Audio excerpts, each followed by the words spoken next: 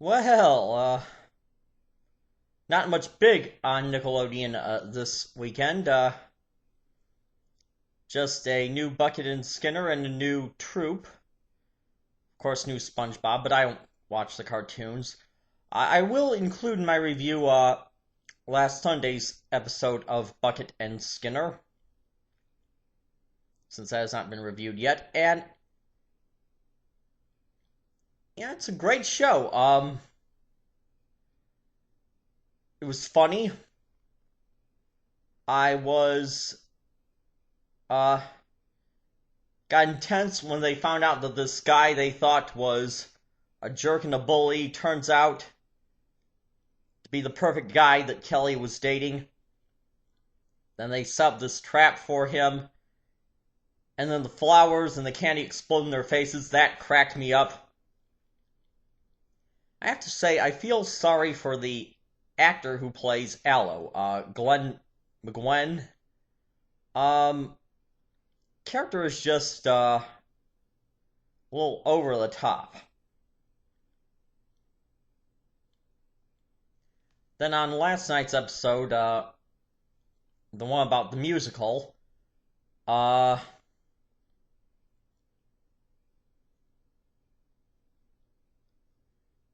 there was the reference to the cheekbones to start out. Now, enough of cheekbone stuff. We've been seeing a lot of it in Victorious, and I know why. In a video chat with Victoria Justice the other day, she mentioned that Dan Schneider is always making a big deal about her cheekbones behind the scenes. And that's why we're always seeing it in Victorious. But enough of it already. Come on. What's the big deal about cheekbones? Now, watching this episode of Bucket and Skinner, what did it remind you of? What was this episode a total ripoff of? Yes.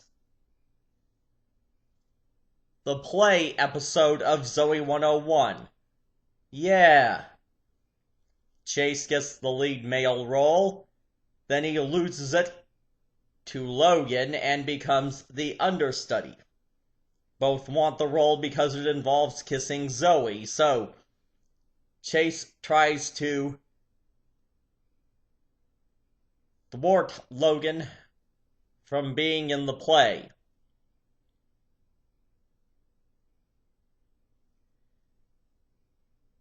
And in this episode, Bucket gets the part, loses it to Aloe.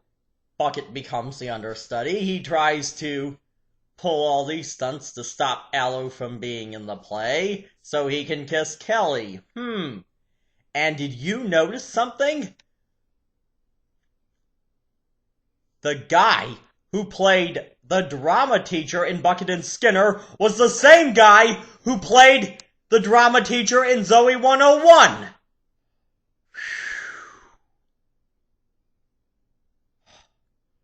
What a ripoff. But anyway, it was good. It was hilarious. And that's why I like this show.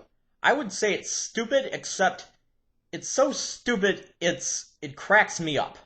And that's just what we need. Okay, the Troop.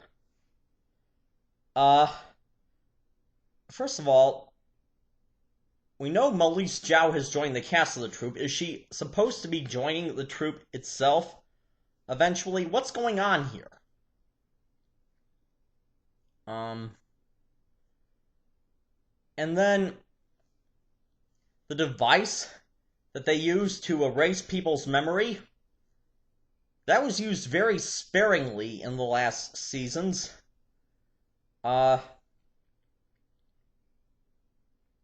But now they're using it to death, and I don't know about that.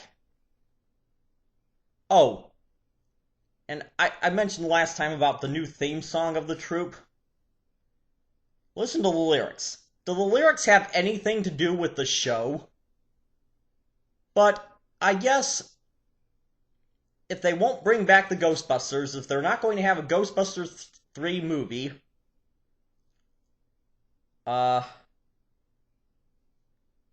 or any of that, then we will settle for the troop.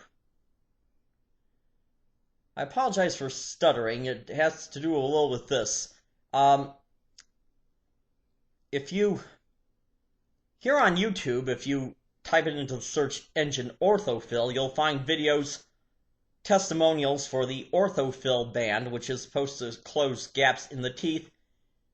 Some are saying they're pretty good. I'm trying it out.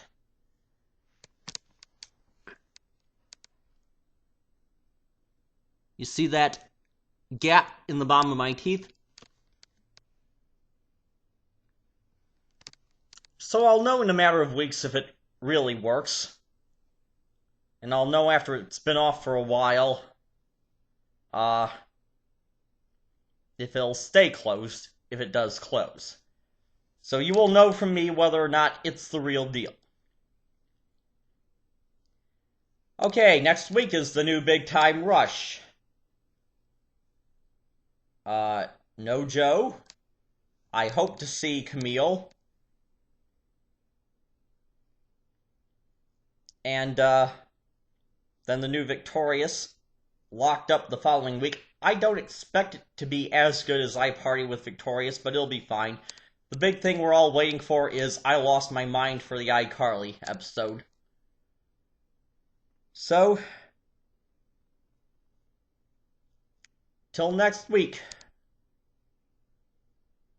when I review the next episode of Big Time Rush, I will see you.